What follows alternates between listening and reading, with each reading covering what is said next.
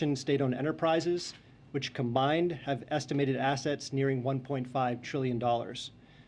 And finally, we'll also impose sanctions on the executives at these state-owned institutions, as well as additional Russian elites who are complicit in Putin's kleptocracy, and their family members. Those who've shared in the Kremlin's corrupt gains and stored their wealth in yachts and luxury condos and fancy cars will now share in the pain of these measures.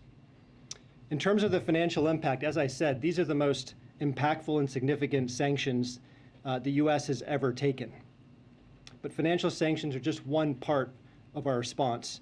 We're also unveiling today an expansive and unprecedented set of export restrictions developed in historically close coordination with the European Union, Australia, Japan, Canada, New Zealand, the United Kingdom, and Taiwan. These new measures include sweeping restrictions on Russian military end users to impair Putin's military capabilities, and will also deny exports across Russia to sensitive cutting-edge technology, primarily targeting Russia's defense, aerospace, and maritime sectors. In total, the United States and our partners will effectively be cutting off more than half of all high-tech imports going into Russia. This includes curbing Russia's access to advanced semiconductors and other foundational technologies that Russia needs to diversify and modernize its economy. Working in tandem, these financial sanctions and the export controls will undercut Putin's aspirations to project power on the world stage. And those impacts intensified dramatically just today. The Russian stock market plunged over 30% at one point before being halted by local regulators. Russia's currency, the ruble, weakened to its weakest value on record against the dollar before the central bank intervened. And the price the market is charging the Russian government to borrow is now above 15%. These impacts over time will translate into higher inflation, higher interest rates, lower purchasing power, lower investment, lower productive capacity, lower growth, and lower living standards in Russia. To be clear, this is not the outcome we wanted. It's both a tragedy for the people of Ukraine and a very raw deal for the Russian people. But Putin's war of choice has required that we do what we said, and to ensure this will be a strategic failure. Finally, let me just say a few words about the impact of Russia's choices on the U.S. We've intentionally scoped our sanctions to deliver severe impact on the Russian economy while minimizing the cost to the U.S. as well as our allies and partners.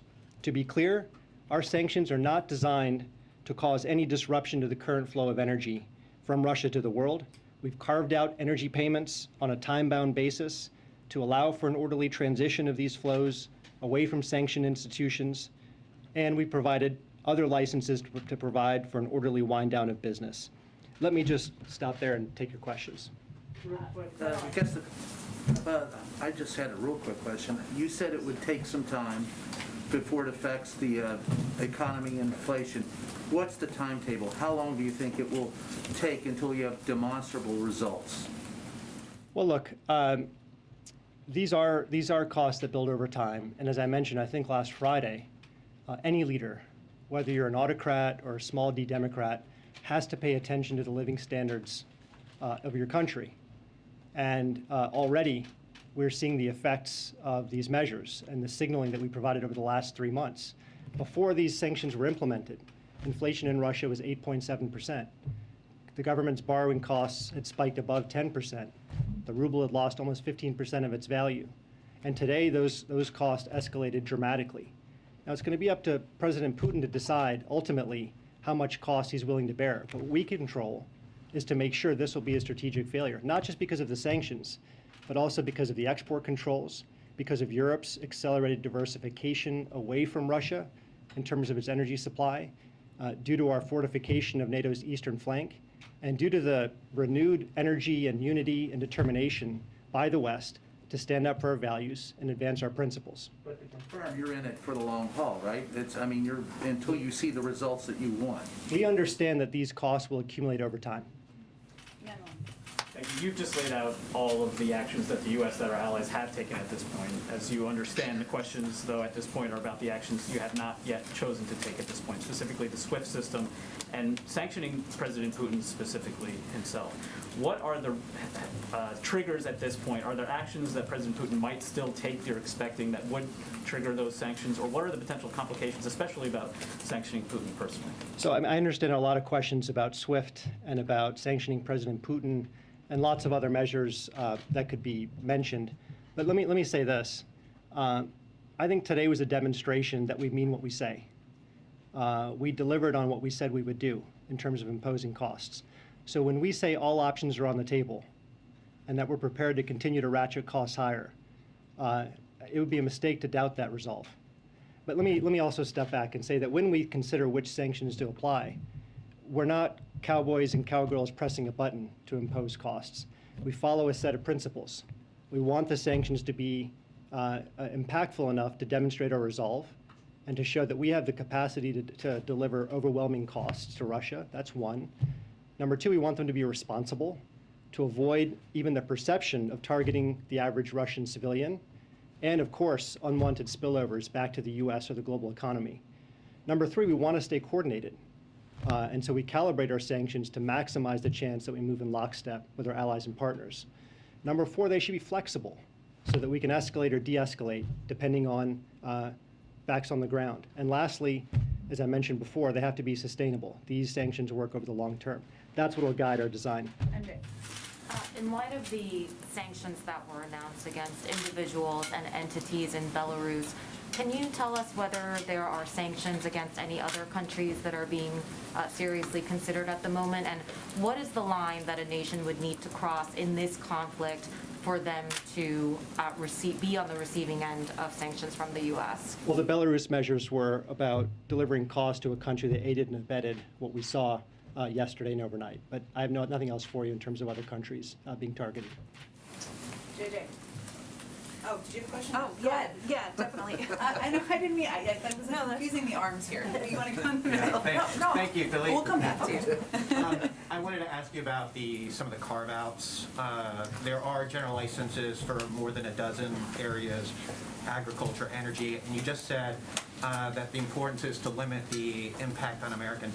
But I was hoping that you could say, is there a percentage that you can share of the number of exemptions that make up the overall transactions? So the general licenses, what percentage of the transactions are under those licenses? I would refer you to Treasury and OFAC for the details on what exactly is being exempted and the percentage of business that would be included. I mean, could you say, is it a third, is it a half? I mean, is it a small percentage, is it a high percentage? I would go back to the principles of our design. The measures themselves and the exemptions are balanced so that we can deliver overwhelming costs while not having unintended consequences. And so that's the principle. But as to the specifics, I'd refer you to Treasury. Wouldn't the oil be a large percentage? I mean, considering how important it is to Russia's bottom line? Well, look, where we have an asymmetric advantage is in foreign capital and cutting-edge technology. So that's where we're delivering the most concentrated impact. When it comes to energy, this is the one area where Russia has systemic importance in the global economy. We know it's the second largest natural gas producer in the world. It's also the second largest crude oil producer in the world. That's not to say that we have a dependence on Russia. Russia depends on those revenues just as much as the world needs its energy. But we're not going to do anything which causes an unintended disruption to the flow of energy as the global economic recovery is still underway. Thanks. Two quick questions, I believe. One, if Putin takes Kyiv, does that trigger additional sanctions, specifically that scenario? Not going to speculate on particular hypotheticals. And you mentioned the timeline. You've been asked about the timeline. The president said in one of the answers to his questions today, he said, let's have a conversation in a month to see if these sanctions are working. But my question is, what happens in the meantime? Russia is taking over parts of Ukraine, major parts of Ukraine, as we speak. So the world just sits back and watches that happen until these sanctions take effect. Look, we can't dictate Putin's actions. What we can do is what's within our control, and to make sure this is going to be a strategic failure for Russia. And so over the course of the next month, what you can expect is that we'll see an intensifying negative feedback loop in Russian markets. And I've described the elements of that. You'll see record capital outflows. You'll see a weaker currency. You'll see higher inflation. You'll see lower purchasing power. You'll see lower investment. And that negative feedback loop, the velocity of it, is going to be determined by Putin's own actions. And so that's what you should expect on the financial sanctions front. On export controls, what you can see is that over time, this is going to atrophy Russia's capacity to diversify outside of just oil and gas and to modernize the strategic sectors that Putin himself has said he wants to develop: aerospace, defense, IT, lasers, sensors. These sectors all depend on foundational technologies designed and produced by the West. You will begin to see a chilling effect take hold in Russia as those inputs are denied. Thank you. For weeks now, administration officials have repeatedly said, yourself included, that these sanctions are meant to deter and prevent Putin from moving forward, from acting. Can you help us understand why the president said today that no one expected the sanctions to prevent anything from happening? And then secondly, on a quick one on Putin sanctions, without talking about when you might trigger them, can you help us understand what harm they would do to him personally if you were to sanction Putin? Look, on your first question, we don't usually engage in hypotheticals up here at this podium, but let's play this out.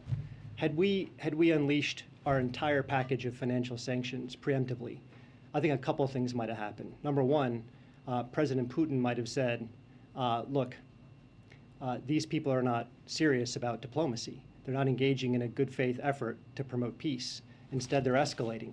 And that could provide a justification for him to escalate and invade. Secondly, he could look at it as a sunk cost. In other words, President Putin could think, I've already paid the price. Why don't I actually take what I paid for, which is Ukraine's freedom?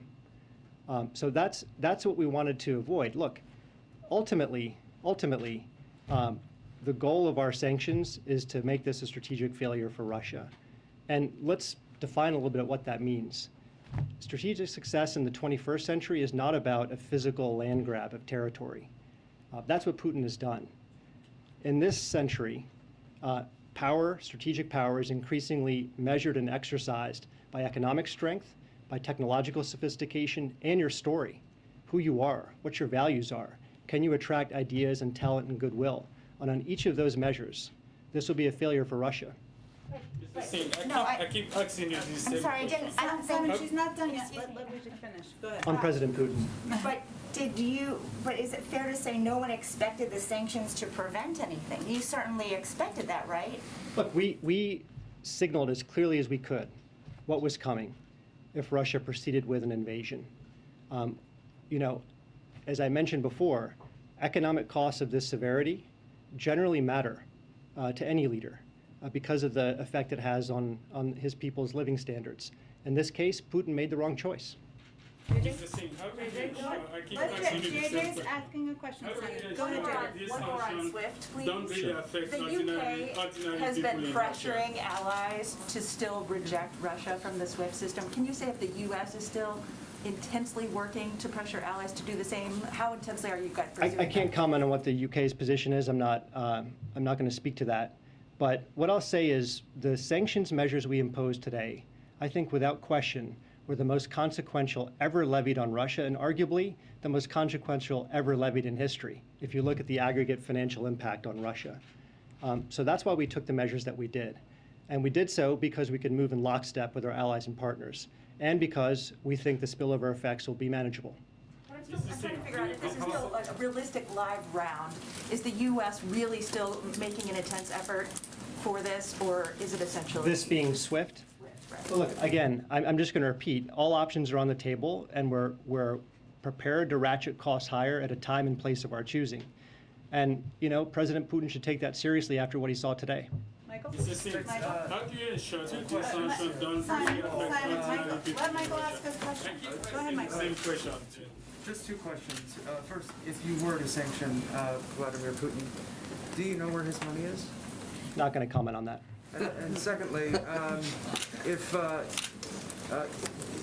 What is the message to Russia at this point on what it would take to roll back and relieve some of the sanctions that you put in place today? Look, the road to diplomacy is always open. Diplomacy is never dead. But in the current circumstance, in the immediate aftermath of an invasion, that option is not available. Right now, we're imposing severe consequences on Russia for its decisions. If there were to be a shift in Russia's strategic choices that upheld core principles of respecting your neighbor's borders, respecting your neighbor's sovereignty, allowing countries to have the freedom to set their own course and their own destiny, that would be a different situation, but that's not where we are. Tyler? Mr. Singh. You suggested that there's things that still remain on the table, but as you walked through the hypothetical scenarios of trying to keep diplomacy open, you said that they have now crossed the line. But if you're saying there's still more on the table, do you expect things to get worse in the coming days, that Russia will continue to move forward? Is that the intelligence? I know you guys have been quite transparent about the intelligence you have. Are you keeping things back because you think the situation is going to get worse? I think we've been transparent in to a remarkable degree. One aspect of that transparency is by saying we can't get into President Putin's head. And so your question requires me to speculate on how he's thinking about next steps, and I simply can't do that. But just in terms of U.S. intelligence and the way that you are planning out the different sanctions you have and keeping things on the table, is that a sense that it will get worse because you want to hold things back? Look, our job is to be prepared and manage risks, all manner of risks. And that's what we've been doing over the past 3 months as this crisis intensified. We'll continue doing that. Last one from Sure Steve. that Go these ahead. sanctions Just to follow don't up, affect follow up ordinary from people in Franco. Russia. The targeting the Russian energy industry is totally off the table. Is that what you're saying, Daleep? What I'm saying is that our measures were not designed to disrupt in any way the current flow of energy from Russia to the world. Now, we have also said we are going to cut off Russia's access to cutting-edge technology. That technology can be used across many sectors. And so as it relates to Russia's long-term productive capacity, we are seeking to degrade that capacity, but nothing in the short term as it relates to energy. Thank you so much, Daleep. Thank you for Thank you. joining Thank us. you, Joe. Appreciate Thank it. you. Okay, I know it's late, but we will get to as many people as possible. I just wanted to note a couple of things at the top for all of you. One, USAID put out an announcement that they've deployed a DART, or Disaster Assistance Response Team, to respond to humanitarian needs in Ukraine. This DART team, which is currently based in Poland, is working closely with European allies and partners who will be on the front lines of the response. The team will lead the U.S. government's humanitarian response to help address critical needs caused by Russia's invasion of Ukraine. The DART comprises 17 disaster experts from USAID who are assessing the situation, identifying priority needs to scale up assistance inside Ukraine, and working with partners to provide rapidly needed assistance to communities affected by the conflict. I know a number of you have also asked me, and we've tried to provide as much detail as possible about how the president has spent his time over the last period since last evening. I think we put out a few details, but just to reiterate for all of you, he closely monitored the events on the ground from both the Oval Office and then back in the residence over the course of last evening. We put out a few details last night, including the fact that he spoke repeatedly with his national security advisor, Jake Sullivan. He also spoke with his U.S. UN ambassador, Linda Thomas-Greenfield, before she gave that powerful speech at the UN last night. He received a briefing from Secretary Austin, Chairman Milley, Secretary Blinken, and his national security advisor around 11 p.m. approximately last evening as well. And as you know, he also spoke with President Zelensky. He continued to monitor closely into the wee hours last night. This morning, as you all know, he met for just about an hour with his national security team, which included both a full table in the room and full members from the cabinet, from the national security team on the screen. During that meeting, as is standard, he received an update from, of course, Defense, Intel, his diplomatic team about the status on the ground, and he has, of course, remained closely engaged with them through the course of the day. As you know, he also had a G7 meeting that lasted a couple of hours this morning, and he also spent an hour this afternoon on the phone with the leaders in Congress, Democratic and Republican leaders in Congress, briefing them on the situation on a secure call, briefing them on the situation on the ground, answering questions they had as well. So that has been his day to date, and he is continuing, of course, to focus on other priorities as president. But why don't we go to you, Zeke? Thanks, Jen. Just picking up on that, has the president made any additional foreign leader calls today? Has he spoken to President Zelensky since their call last evening? There's not been another call to President Zelensky. I expect, as you have seen over the past several days, he will continue to have calls with leaders. We will keep you abreast as those happen. And with the U.S. government saying that it believes that the Russian objective right now is to decapitate the Ukrainian government, does the U.S. believe that President Zelensky at this moment is safe? We're not going to get into security questions, but we are in touch with President Zelensky, and we are working to provide him a range of support. And President Zelensky, in addition to calling for the West to cut Russia off from SWIFT, also proposed or called for, demanded, I think it was the word he used in a tweet, that the U.S. And its allies impose a no-fly zone over Ukraine. I know the president has said that he won't put U.S. boots on the ground in Ukraine to fight Russia. Is Ukrainian airspace in play? Is that something that is subject to any discussions? We've certainly seen his tweet or his request via tweet, but I don't have an update on that request. That's not off the table. The no-fly zone is not off the table. Again, I don't have any update on this point in time or status of the discussions. Go ahead. Thanks. Just a follow-up on troops fast and a few cyber questions. Sure. Do you expect NATO to call up a major response force, and how many U.S. troops could be called to help in that effort? That's really up to NATO. As you know, we have a number of troops, thousands of troops that are on call, but that is a decision to made by the NATO alliance. And the president said, if Putin pursues cyber attacks against our companies, our critical infrastructure, we are prepared to respond. So just clarifying, does that first mean that there has not been any evidence of any cyber attack from Russia against any American companies at this point? Not that we have identified or attributed at this point in time. And can you explain? aside from past ones that you're fully tracking. Hey, I guess I mean in the last Yes, 24 hours. I understand. And can you explain more of the White House's thinking on kind of this debate in Washington about whether a cyber attack against a NATO ally would trigger an Article 5 response, a response from the alliance? Well, that again is up to the NATO alliance to determine, but obviously a cyber attack does constitute an attack, so that would certainly be a point of discussion among the NATO members. Okay, one more really fast. On the USAID disaster Yeah. response you just mentioned, a 17-person team, is that enough? I mean, we're talking about, we've heard you guys talk about the potential of hundreds of thousands of refugees. You're absolutely right, and I think that's an important point. But what we're trying to do here is provide any incremental update on the status of what our work is. And I'll just note, and you may be fully aware of this, but in terms of humanitarian assistance, we have been the biggest provider of humanitarian assistance to Ukraine. We've provided over $52 million in humanitarian assistance to Ukraine in the past year. Over the past few weeks, we've committed additional funding and supplies to humanitarian organizations. There's been a specific need and therefore a focus on support services, food, clean water, hygiene, shelter, trauma, primary health care, and we're prepared to certainly provide a significant amount more. So this is just one step, obviously less than 24 hours after the events of last night, and we will continue to plus up from here. Go ahead. Jen, there are a number of protests within Russia itself. Are you monitoring this? What's your message to them?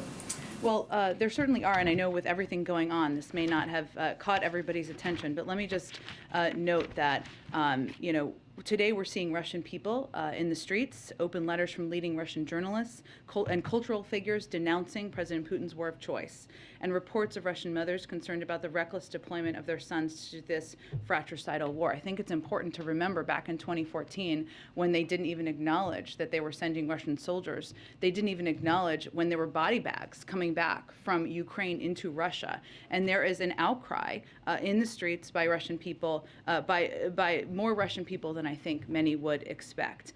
So despite Putin's crackdown at home, dissenting views remain. And I think that's important to note. To publicly protest against President Putin and his war is a deeply courageous act. Their actions show the world that despite the Kremlin's propaganda, there are Russian people who profoundly disagree with what he is doing in Ukraine. One more. Speaker Pelosi's talking about sending $600 million in lethal aid to Ukraine. Is this something you support?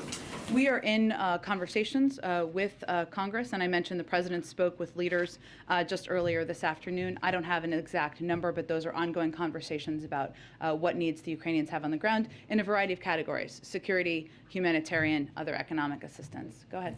Does the U.S. have any analysis to indicate that there is dissent or division within Putin's government, or is it your understanding that Putin's government is united in this war? It's an interesting question, and Jamie, without getting into intelligence, which obviously we look at, I mentioned obviously Russians protesting in the streets. That's not exactly what you asked about, but if you watched the meeting President Putin had with members of his national security team the other day, it was quite striking, the back and forth he had with his intel chief in that meeting. The analysis of that certainly can be done in an open source manner, given it was quite public, but I will leave outside analysis to give further assessment of that. And as you know, we are seeing Ukrainians start to flee the country. Yeah. Is the U.S. prepared to accept Ukrainian refugees? We are, but we certainly expect that most, if not the majority, will want to go to Europe in neighboring countries. So we are also working with European countries on what the needs are, where there is capacity. Poland, for example, where we are seeing an increasing flow of refugees over the last 24 hours, or flow of individuals, I should say, out of Ukraine, what their needs are, and we've been talking and engaging with Europeans about that for some time now. What part of what you're doing is to prepare for the United States to accept? The president is certainly prepared for that, but I would just note that because there are a number of European countries neighboring Ukraine who have expressed an openness to it, we would anticipate many of them would want to go to European countries. And just one more quick question. The president, of course, has repeatedly said that American troops will not enter Ukraine. Yeah. Is there any scenario that has been discussed where that decision might be reconsidered? The president has no intention of sending U.S. troops to fight in Ukraine. That has not changed. Go ahead. This was asked of the president earlier, but I don't think we got a full answer. Yesterday, Vladimir Putin said that he warned if others got involved of such consequences that you have never encountered in your history. Does the U.S. understand that as a threat of using nuclear weapons? Well, we can't obviously get into the mind of President Putin as much as he said that, nor do we know all the specific details about his strategic posture, but we don't see any increased threat in that regard at this point in time. Go ahead. Just to follow up on some of the cyber questions. Sure. I know that you and others have talked about how the government is on alert for the potential of a cyber attack, but can you share, are there any specific steps that are being taken that you can share that the U.S. is doing to protect the infrastructure, power grid, U.S. banks? Well, I would say, one, there's been efforts that have been ongoing for some time, since the beginning of the administration, to harden the private sector, or work with the private sector in partnership to harden their cybersecurity protections. We've actually seen a great deal of progress made in the financial sector. It's one of the stronger sectors in terms of protections from a cyber front that we see out there. So it's been ongoing for several months. Obviously, when there are moments like this where we continue to watch and look for what the potential is, we continue to engage closely with a range of industries about what they need to do, about the potential threats, and that's something that happens obviously privately and through a range of agencies. I can see if there's anything more specific that we can read out to all of you. Just real quick, one follow-up. President Biden said that the U.S. is prepared if an attack comes there. He said prepared to respond. Would that response be a cyber attack? A cyber attack, yes. Would that be an equivalent cyber attack against Russia? Well, I would say that the president reserves the option to respond in any manner of his choosing, overt or covert, seen or unseen, as we like to say in more available English. But I'm not going to get into specifics of what that looks like. He has a range of options. Go ahead. Thanks. On oil prices and the SPR, does the administration have an oil price in mind that would trigger another release from the SPR? I think not that we're going to get into detail or from here, JJ. I understand certainly the question. What you heard the president talk about today, and I can just reiterate a little bit, is that what has been ongoing, both from the president, who's been very engaged in this, having conversations with leaders in the Middle East and other parts of the world, as well as many members of his national security team, taking whatever steps we can to mitigate the impact on the global oil markets. And obviously that means increasing supply. Obviously a coordinated release from the Strategic Petroleum Reserve would be part of that. But in terms of what that looks like or the specifics, I'm just not in a position to get into more details at this point. Thanks. If the worst happens and Russia either reduces the flow of natural gas or cuts off energy altogether to Europe, does the administration have a good idea for how long households in Europe could last under that kind of circumstance? I don't have an assessment of that from here. I can certainly check with our economic team. One thing I will say that one of the steps we've been taking, obviously natural gas shortages and supply is an enormous regional issue, one that would hugely impact Europe more than here, of course. One of the steps we've been focused on and been taking is engaging with partners who may have excess LNG supply, like countries in Europe, Japan, for example, where we're planning to give them some, and now they're going to divert it to Europe. So we've been working to help mitigate any impact of a further invasion and a shortage in Europe. Go ahead. Some of the activity that we've seen today in Ukraine, some of the clashes have been in and around Chernobyl. Does the United States have an assessment of the risk of a radioactive release?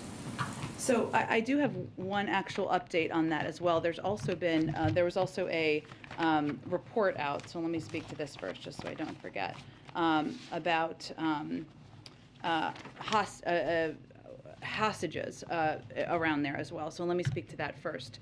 We are outraged by credible reports that Russian soldiers are currently holding the staff of the Chernobyl facilities hostage. This unlawful and dangerous hostage taking, which could upend the routine civil service efforts required to maintain and protect the nuclear waste facilities, is obviously incredibly alarming and greatly concerning. We condemn it and we request their release. In terms of a further assessment, I don't have anything more on that from here. You gave a readout of how the president spent the past 24 hours or so. First, I wanted to ask about his call with President Zelensky. Did he indicate if he was still in Kyiv? Did he identify his location at this point? We are aware of where he is located, and we are in touch with him. I would say on that call, what they discussed is President Zelensky's request for the president to condemn the actions of President Putin and the Russians and to engage with other global leaders about it, and that's exactly what he's done. We've seen a number of statements today from former presidents, President Obama, President Bush, and also saw former President Trump on television talking about this. Has the president, you mentioned during the Afghanistan drawdown, he had been in contact with his predecessors. Has he been in touch with any of his predecessors during this? He has not been today. And then in terms of another domestic priority that was potentially included in his meetings today, given the situation, his time and focus and attention on the Supreme Court, on Ukraine, will this affect the timing of his Supreme Court announcement at this point? We are still on track to make an announcement before the end of the month.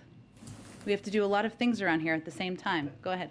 Just to follow up on the cyber attacks and Article 5 question, I know you said that it's up to NATO to decide, but from a U.S. perspective, would any cyber attack against a NATO ally trigger Article 5, or would there be a measure for what counts? Again, this is a conversation we would have with our NATO allies and partners. I don't have anything in addition to add to it. And just to follow up on the Supreme Court, I know you said you're on track, but has he made a final decision given there are basically 2 days left for the end of the month? Not a final, and no job offer has been made. Go ahead. Thanks. Just a couple. Are there any concerns or indications at this point that Russia had prepared for the sanctions that you're putting in place and kind of developed preemptively ways to blunt that impact? Well, it's an interesting question, and some of it is hard because it's hard to get into the minds of President Putin and the oligarchs around him. One of the steps we tried to take is to, as we were contemplating the individuals we were going to sanction, we sanctioned family members as well, because what we've seen the tactics they've used in the past is they've moved money around and resources around to family members, and we tried to address that on the front end. In terms of the banking and the financial sector, I mean, it accounts for such a large percentage of how they do business it would be a difficult thing for them to plan and plot against. And if you look to just even the anticipation of the potential sanctions, as Daleep was mentioning, the ruble is the worst performing currency in the world right now. Their inflation has skyrocketed. So we're even seeing in their markets the anticipated impact even before today, and that's even before the actual squeeze on the financial sector in the country.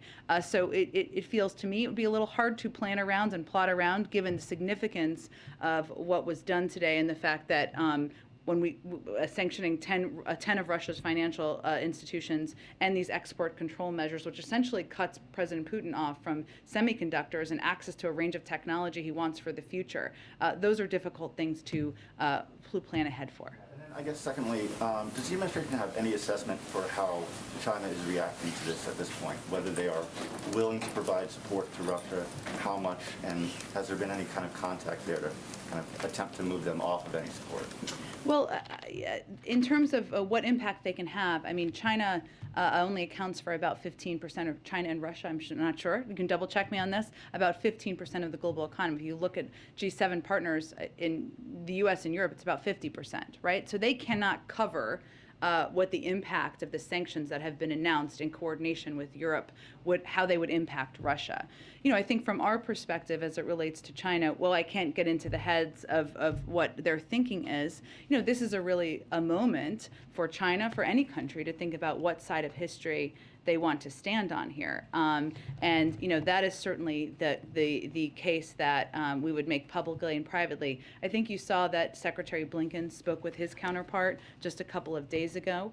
You know, the president's certainly open to speaking with his counterpart, but I don't have any prediction of that at this point in time or a timeline. Go ahead. Thanks, Jen. Over the past couple of weeks, as you've been sounding the alarm on this, you've put the sanctions package together, conducted diplomacy with the Russians and the rest of the world.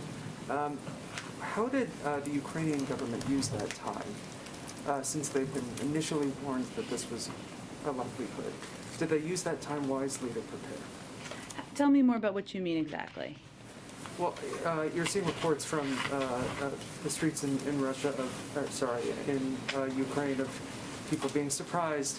You had, obviously, local and national leadership in Ukraine telling people to stay calm, to go to work, even the day before the invasion began. So were they properly prepared, and was there more that they could have done in the lead-up?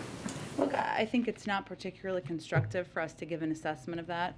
What I can tell you is that our focus has been on providing up-to-date, what has turned out to be quite accurate and transparent information about what the President Putin was preparing to do, which was invade Ukraine. And we have been very clear with American citizens who are there. We have been clear with our European partners 4 months now, including Ukrainian leadership. So that has been what our focus has been.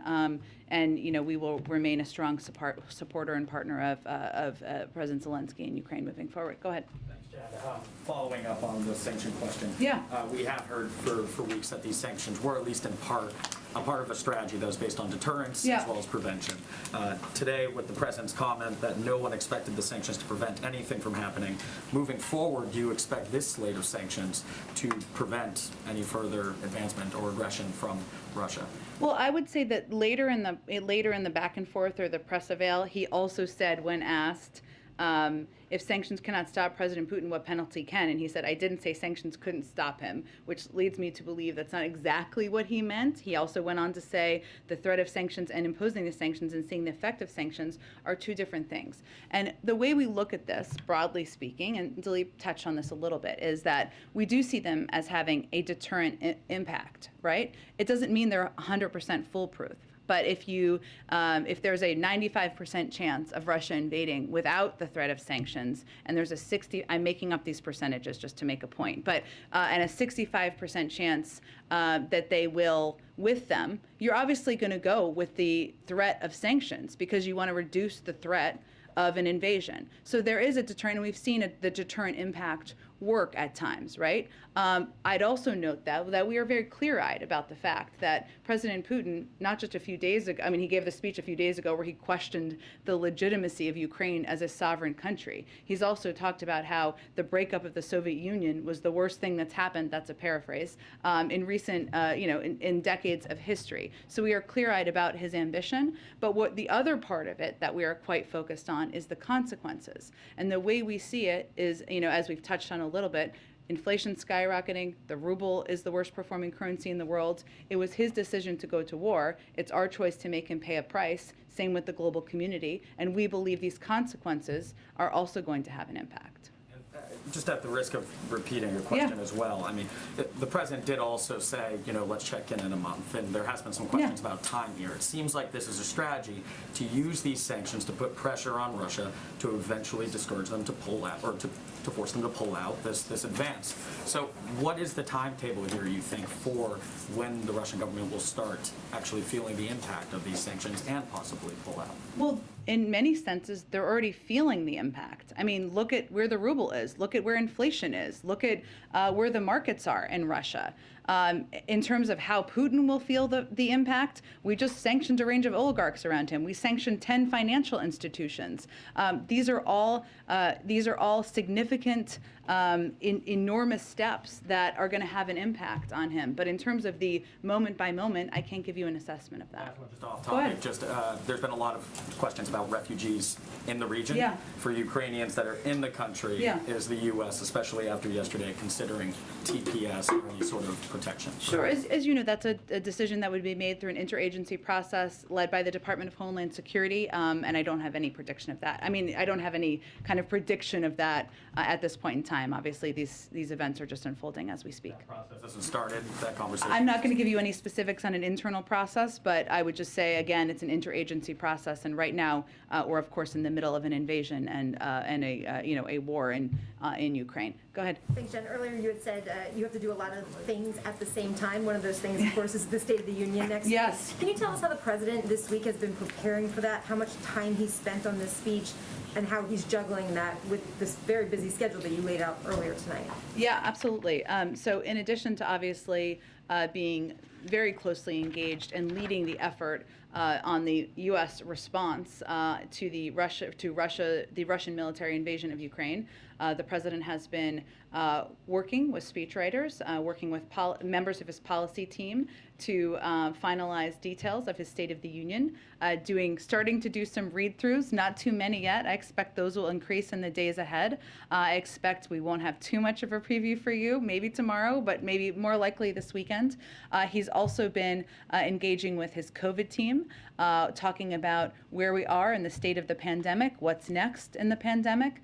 He's been working closely with his economic team on and receiving updates on the supply chain, the implementation of the infrastructure bill. So even as we have all been understandably focused on the conflict in Ukraine, the president has been very hard at work on a range of issues that are vital to the American people. You touched on my follow-up. ABC is reporting that the White House is revamping the COVID strategy now that hospitalizations are on the decline. Should we expect the president to roll that out in the speech next Tuesday? I don't have any preview for you on timeline or format, but the president has been working and engaged with his COVID team for some time now, and we're making strong progress on moving toward a time when COVID is no longer a crisis. The COVID team has been spending a lot of time and energy, including with the president, working with experts inside and outside government, local public health officials and governors, and this work is broader than one piece of guidance. How we look at it is we're preparing to stay ahead of the virus, protecting our most vulnerable, keeping our country open, and that is going to look at everything from the CDC's obviously reviewing mask guidance, but also how we're going to ensure that vaccines, boosters, tests, treatments, and other important components of our medicine cabinet are available to the American people. Go ahead. Thanks, Jen. I had a couple of questions. Sure. And then I'll go to you next. Go ahead. Thanks. I had a couple of questions. First, a follow-up about some of the humanitarian needs you've been talking about. Sure. You've talked about how much money and supplies are going to be going, but how are you going to ensure that those supplies get to the Ukraine? Yeah. Is there going to be some sort of airdrop? And would the president consider putting U.S. boots on the ground for humanitarian needs to make sure they get to the people that need them? Well, we do have, fortunately or unfortunately, a fair amount of experience on providing humanitarian assistance in conflict zones, and we typically work, and USAID specifically has a great deal of experience with that, working with trusted third-party entities, obviously the government, which remains in power. So there's a range of ways that we would provide assistance. In terms of other mechanisms, I don't have anything to predict for you at this point in time. And then another question for you, and this has been happening while you've been up at the podium. Okay. So I'm not trying to ambush you, but Sure. I wanted to give you a chance to respond. Senator Ted Cruz is speaking at CPAC, and you came up. He called you "quote unquote" peppermint patty and has encouraged people to boo you. So I wanted to. Don't tell him I like peppermint patty. So I'm not going to take it too offensively. Senator Cruz, I like peppermint patty. I'm a little tougher than that, but there you go. Go ahead. Hi, yeah, so back to the president's comments earlier today. So he did say to give it a month to see if these sanctions work. Yeah. However, under Russia's current assault, Ukraine clearly might not have a month or even weeks. So is it fair to say that he is conceding Ukraine to Putin? There's nothing about the president's strategy or approach or leadership in the world building a coalition of the majority of countries, in the Western world to stand against the actions of President Putin that suggests that he is ceding anything. You saw him lay out a set of historic sanctions today that will maximize pain on Russia. Yes, as we've conveyed, they're meant to have a squeeze over the course of time, but we're already seeing an impact on the financial markets, on the currency, on inflation in Russia, and there are unfortunately the Russian people are going to feel the pain of that. So I would say the president is going to continue, as he has for weeks now, to work in close lockstep with European partners to continue to press from the global community for de-escalation as it relates to the events in Ukraine. Go ahead. Thank you, Jen. If President Zelensky is in danger of being killed or captured and put on some sort of a show trial, would President Biden send U.S. troops in on a rescue mission to get him out? Again, we are in touch with President Zelensky, who is an important partner. We support him, he's the leader of Ukraine, the president of Ukraine, but I'm not going to get into security steps. Okay. There's this talk about a possible forecast for financial pain, particularly at the gas pump for Americans. The president said today the notion that this is going to last for a long time is highly unlikely. Would he try to ensure that by lifting some of the restrictions that he's put in place on the energy industry, or rethinking some projects like the Keystone Pipeline? Well, first of all, the Keystone Pipeline is not flowing, so I'm not sure how that would solve anything. There's also plenty of oil leases that are not being tapped into by oil companies, so you should talk to them about that and why.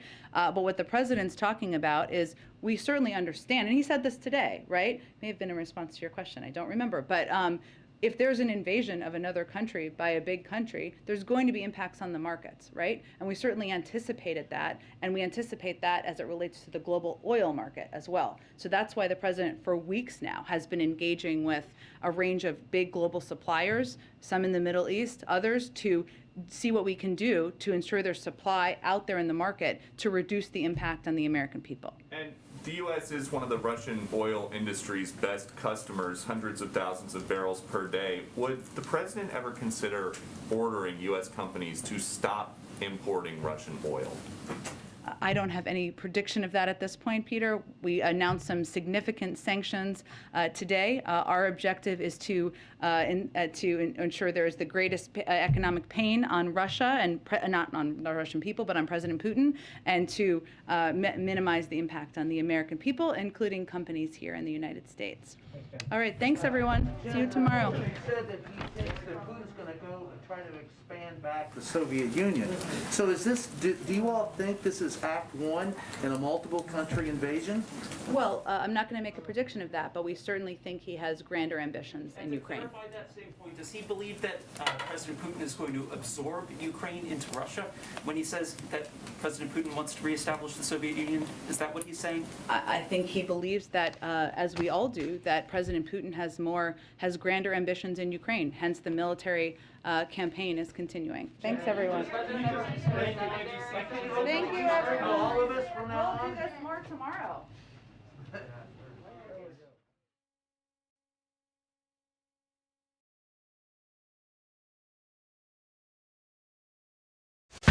An original CBS Reports documentary. The mayor, the city council, everything's run by a woman. Pine Lake is predominantly white.